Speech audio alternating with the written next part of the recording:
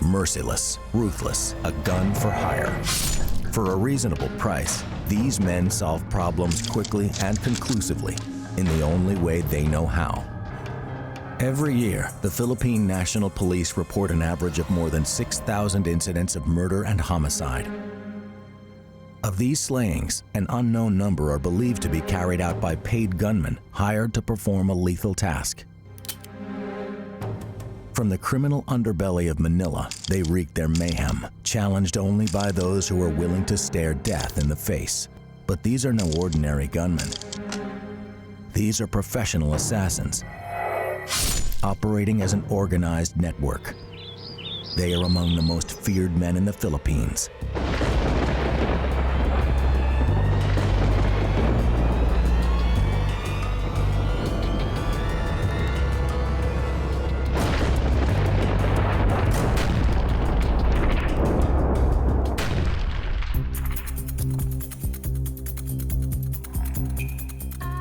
Assassins are a special breed of criminal that can be found anywhere in the world.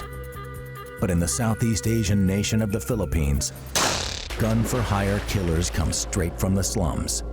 Kasi po may barkada ako na alam ko ganun yung trabaho niya. Tapos nung walang-wala po ako, hiningan ko siya ng tulong. Hindi naman ako napahiya sa kanya. As a new recruit to the Assassins Network, Dennis was required to prove himself worthy. If he was to become a professional assassin, killing a complete stranger should be second nature. Dennis was given a firearm and asked to execute a man who had been abducted by his recruiters. Bago lang po kasi ako dun eh. Sinama niya ako, nag-observe ako. Pero may mga pagkakataon na yung meron silang dalang tao. Nakatali na yun eh. Nakatali na yung tao. Tapos sa akin, pinabaril. Hindi naman kasi pwede buhayin yun eh. Sausaw lang ako dun. Assassins are very easy to come by. Many people have been killed, prominent as well as non-prominent people, because they had personal enemies, even political enemies. Assassination, as I've written in my columns, have become an industry. July 3rd, 2008. A group of rap artists have finished a recording session. As they leave their recording studio, gunmen open fire, spraying the rappers with bullets. 2 members of the group are killed. The shooting is a massive shock to the community. The group, known as Hukbalaharp, became an overnight music sensation following an online hit called Life of a Gangster.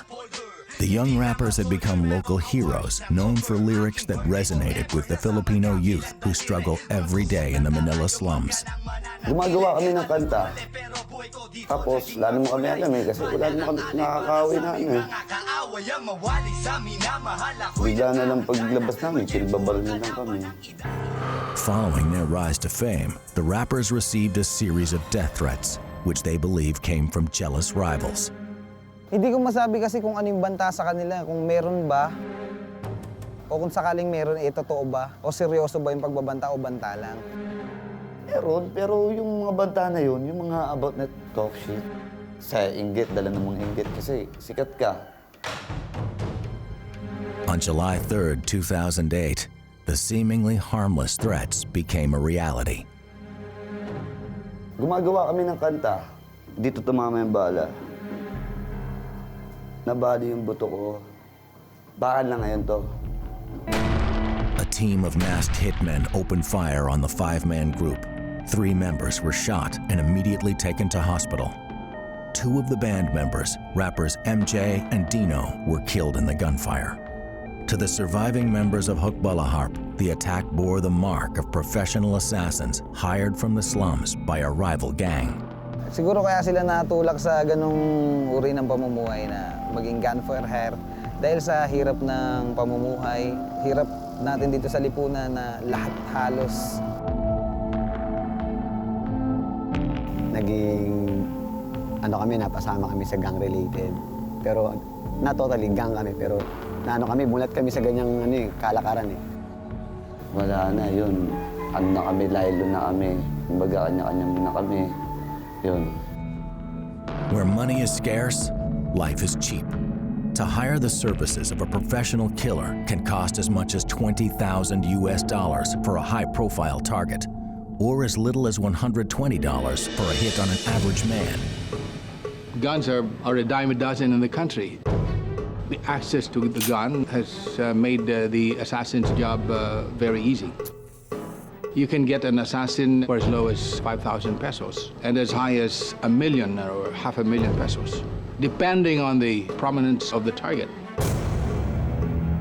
In a country where more than 40 million people live on less than $2 US per day, sheer desperation can lead to a life of crime. And for some, on the brink of abject poverty, becoming an assassin is nothing more than a paying job. Maybe there's a real assassination group. And if I back out, then they'll come out in their headlines and say he got scared about the assassins.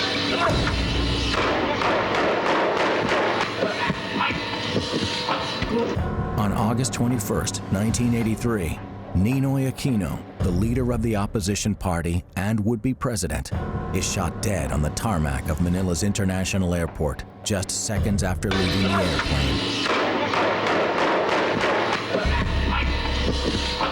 People with enemies, personal, political. Politicians are good targets. It's simple as that. Philippine history, of course, can be said a history of great people, the Filipino people. But the Philippine history is also history of, treachery, conspiracies, political killings, and assassinations. Since before the Spaniards arrived, violence has been tied to Philippine politics. The murder of Ninoy Aquino, an outspoken opponent of the Marcos dictatorship, remains one of the most infamous assassinations in modern history. You have to be very ready with your hand camera because this action can become very fast. In a matter of 3-4 minutes, it could be all over, And I may not be able to talk to you again after this.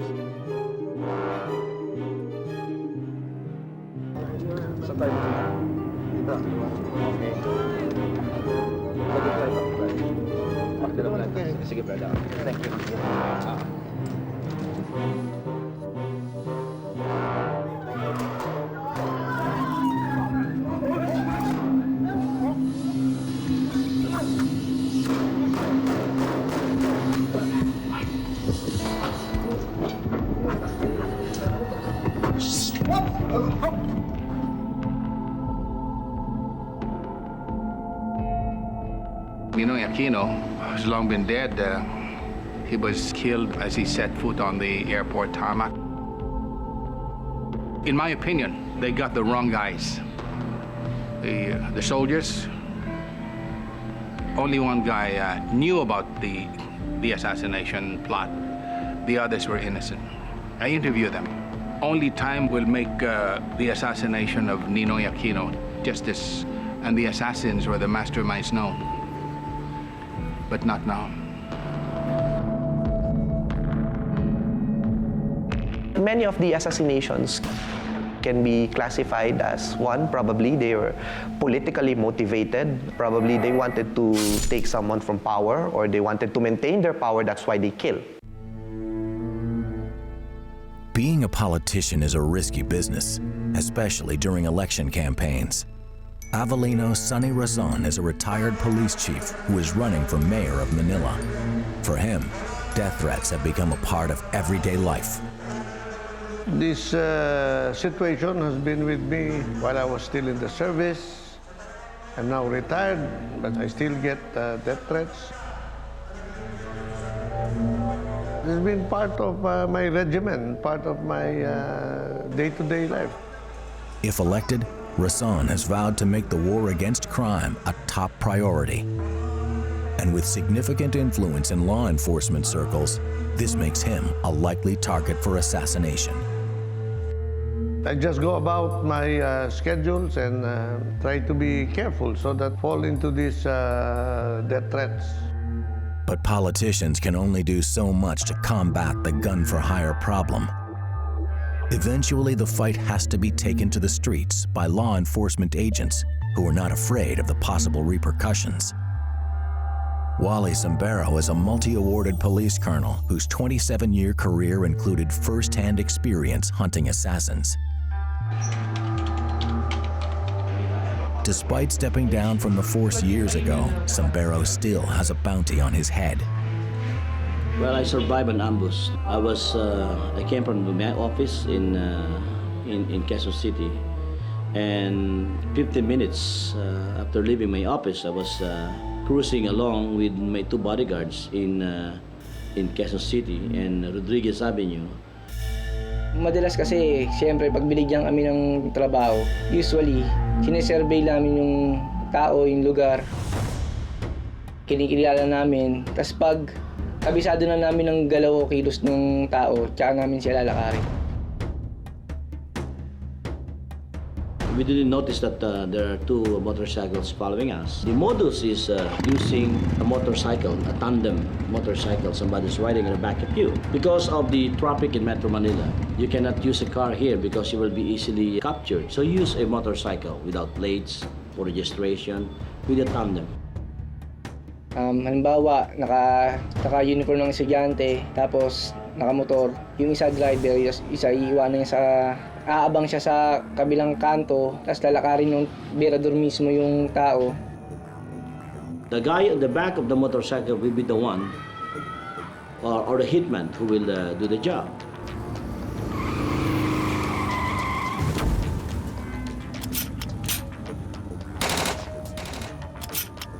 My car was hit 65 times, and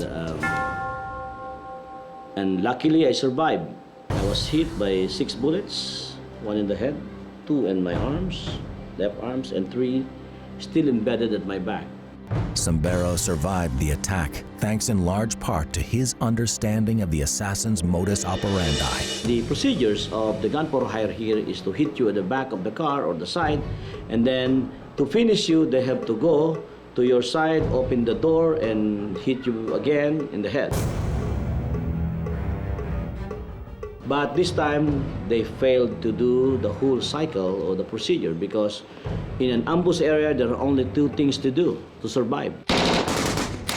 Number 1 is to get out from the killing zone. The second thing, the last, is to hit back, fire back to your enemy. The gunmen were never caught, as is often the case. But the triggermen represent just one element of the assassin's network. Like organized crime and mafia families the world over, these gun-for-hire operations are believed to be controlled by central figures known as the masterminds. And these men can be harder to catch than the assassins themselves.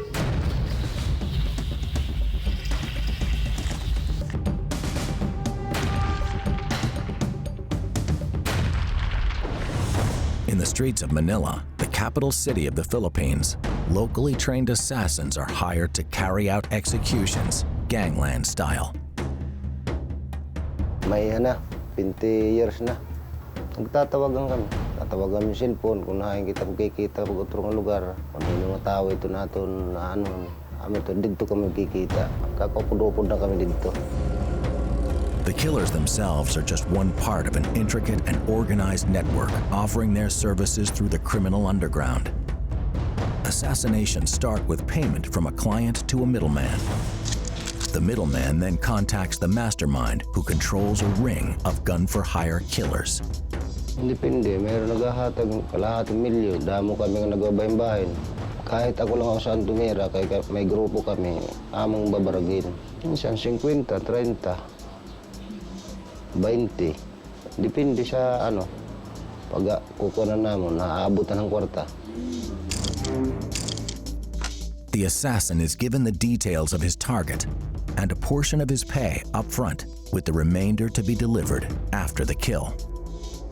Di rin kayo maaram, kaya may bayad na kami. Basta ang bayad, importante hamon.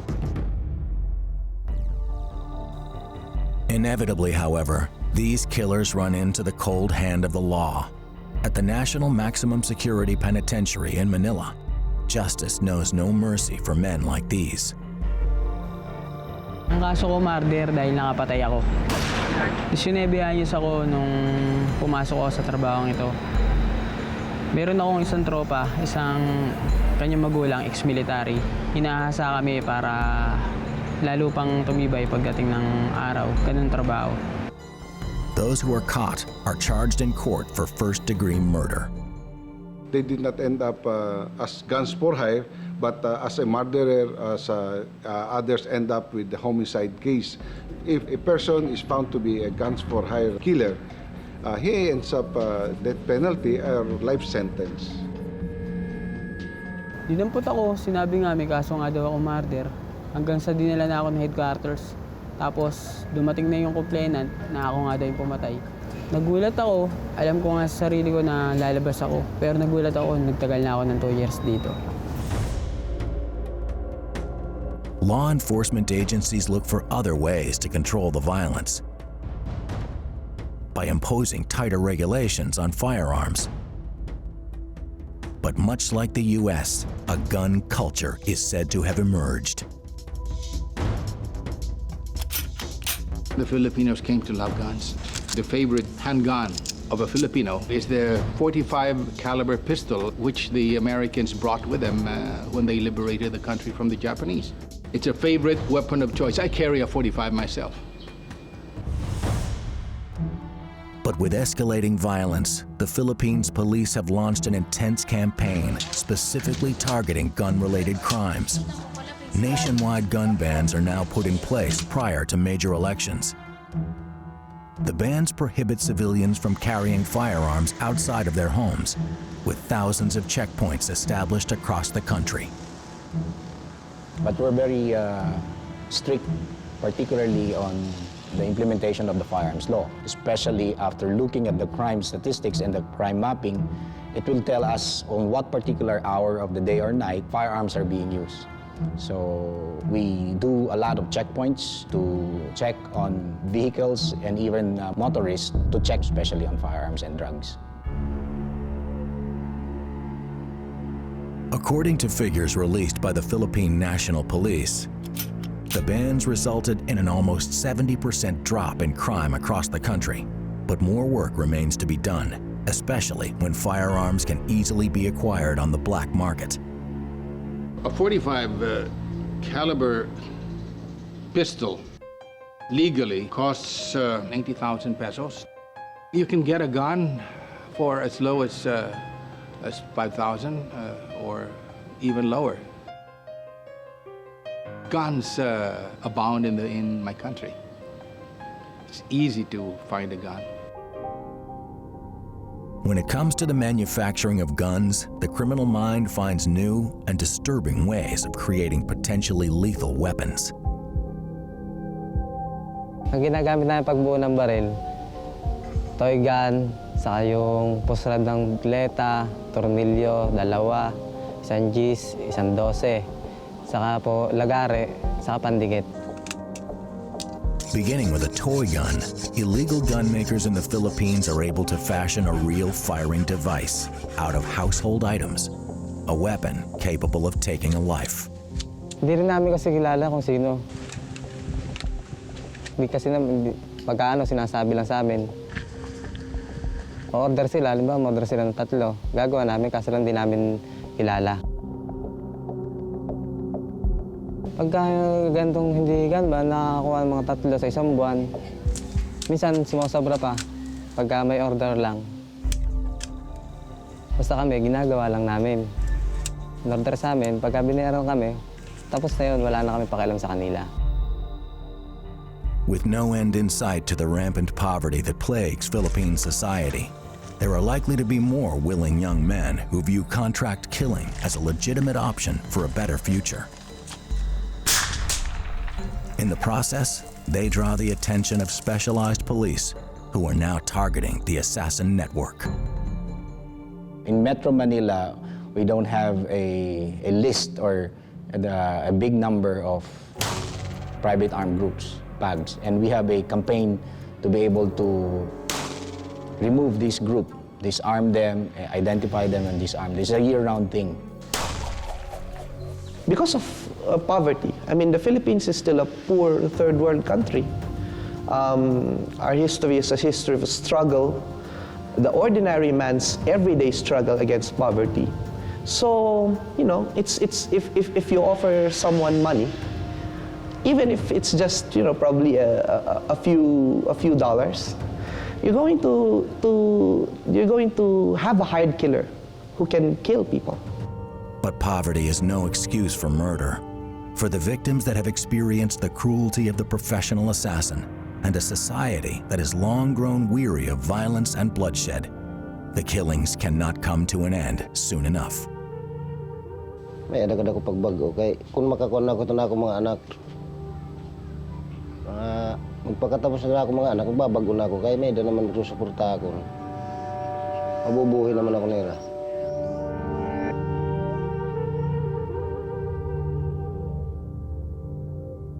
May konsensya. May sanay nga tao, may konsensya. Tungkol dito natong kahirapan, nabubuhat natin ng maraod.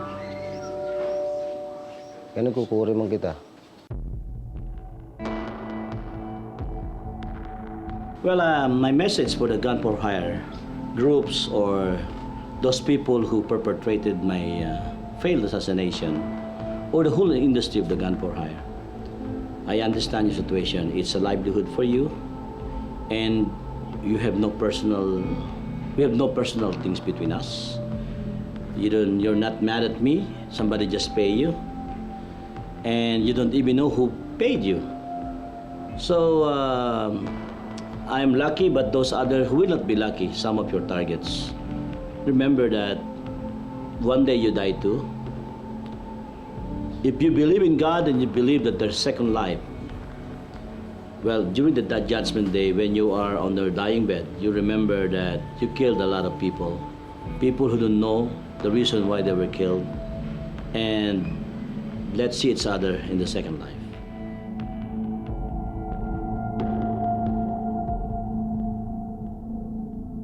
Kasi maraming sa lugar namin, sa Tondo, kung tawagin lugar ng mga walang puso. Mga kabataan masyadong mapasok, ganyan. Kaya namin nagawa yan para imula din sila na yung pinapasokan nila, mali yun. Kasi galing na kami doon, kaya kailangan namin ilabas sila doon.